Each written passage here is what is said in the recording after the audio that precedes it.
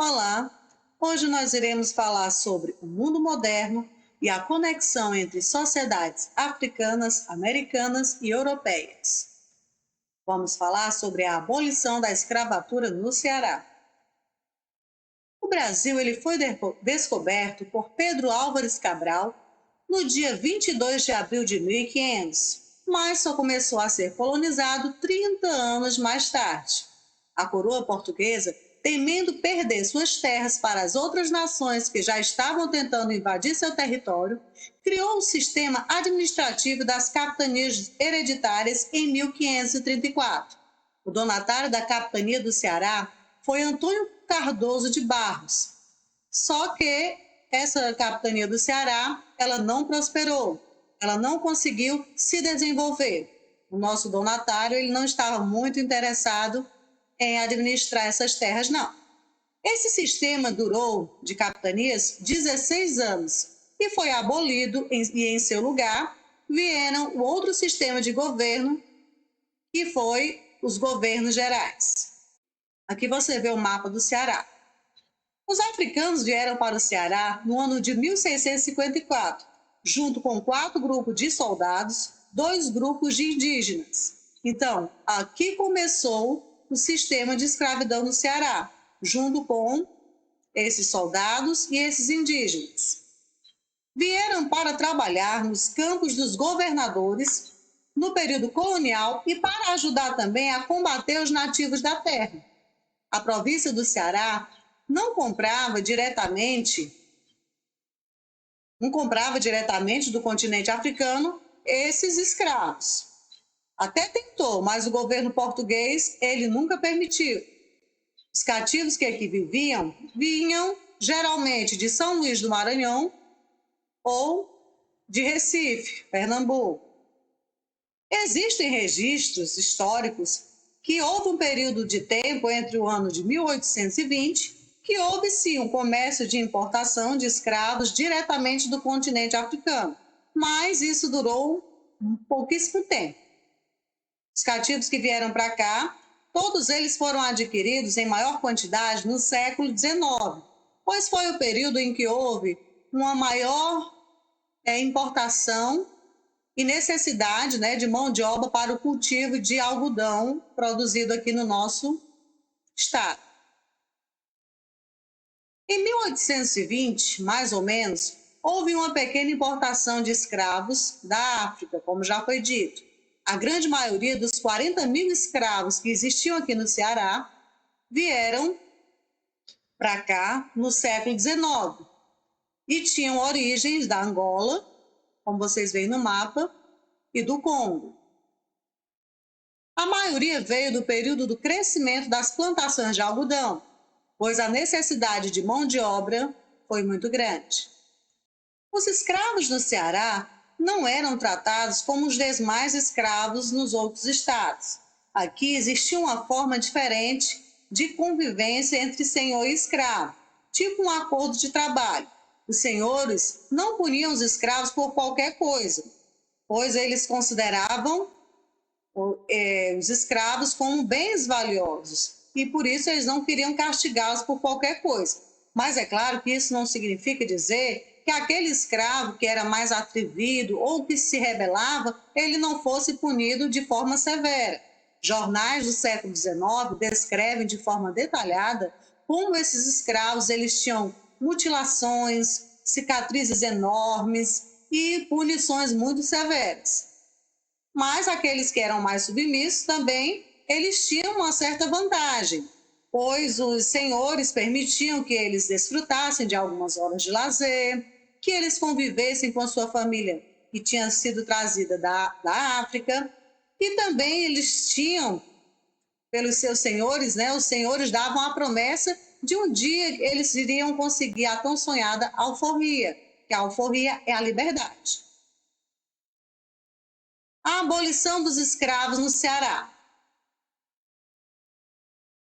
Os anos de 1880 até 1884 foram ferventes no Ceará, com destaque para a Guerra dos Jangadeiros e as alforrias da Vila Araraca. Aqui você vê na imagem os principais abolicionistas que se faziam ouvir na Europa e aqui também pelo Brasil.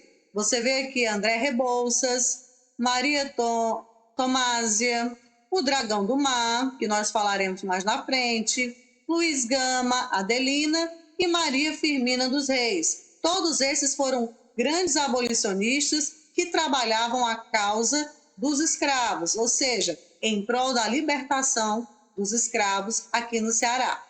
A criação da Sociedade Cearense Libertadora, que foi uma sociedade que visava justamente tentar informar e conscientizar a sociedade sobre a maldade do trabalho escravo, ela foi bastante influenciada por esses abolicionistas.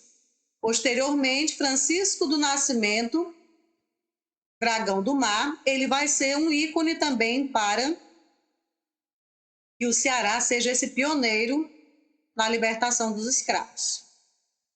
Vamos aqui, Francisco José da Silva, que na imagem você vê o Dragão do Mar. Francisco José do Nascimento virou um símbolo da resistência popular cearense contra a escravidão e foi homenageado pelo governo do Ceará com seu nome dado ao Centro Dragão do Mar de Arte e Cultura, pelo que ele e seus colegas realizaram em nome da liberdade no ano de 1801, na praia de Iracema. Francisco, aqui no caso, esse momento aqui, foi justamente quando eles, os jangadeiros, se recusaram a transportar os escravos de Fortaleza até o navio negreiro. Os jangadeiros, eles se negaram a fazer esse transporte, essa travessia, e isso foi um marco para que a abolição do Ceará ela iniciasse. No dia 27, 30 e 31 de janeiro de 1801 foi que esse fato ocorreu. O Dragão do Mar ele veio a falecer no dia 5 de março de 1914.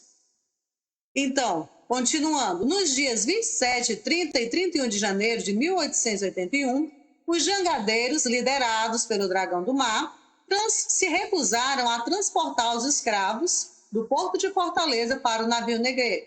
Aqui nós temos uma frase da época que diz: no porto do Ceará não se embarca mais escravos. Outros fatos também da história foram importantes e impulsionaram o pioneirismo cearense.